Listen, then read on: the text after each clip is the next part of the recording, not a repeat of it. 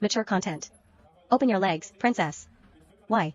Because I'm going to eat this pussy until you're crying and begging me to fuck you. She shivered. And then? Then I'll flip you over, slide my cock in, and ruin you until you're dripping down your thighs and moaning my name like a prayer. Violet never imagined she'd become nothing more than a substitute in her 4-year relationship.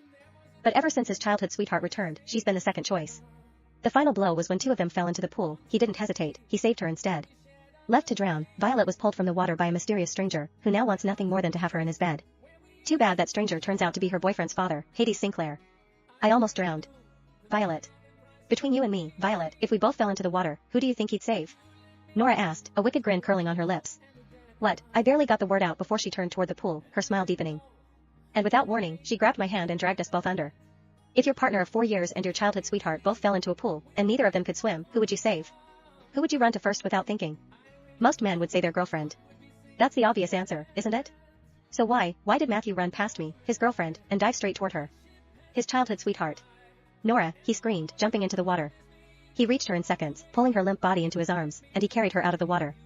Water rushed into my mouth and nose before I could even scream. I tried to float, but my body refused. My arms flailed, my hands slapped against the surface, but I couldn't stay up. I was sinking. And to make it worse, he didn't even look back at me. Nora. Nora, wake up. Please, wake up. Matthew shouted, his voice cracking with desperation, as if he couldn't imagine a world without her, as if she were the love of his life. And there I was, his girlfriend of 4 years, still struggling in the pool, about to die. How ironic. Was I really going to die like this? It was too cruel, embarrassing, and stupid. People would talk. They'd whisper over my grave. That's the girl whose boyfriend let her drown to save another woman. This was so unfair.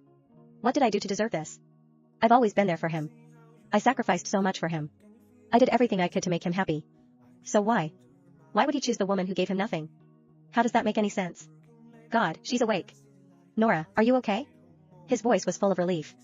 Wasn't I still in the water? I blinked through the stinging chlorine, catching one last glimpse of Matthew, his arms wrapped tightly around her, his eyes locked on her face. Hey, dude, your girlfriend is still in the water, someone shouted. Matthew turned, his gaze snapping to me, like he'd just remembered I existed. Violet, he yelled, but it was too late. I couldn't breathe. The world dimmed. My limbs went heavy.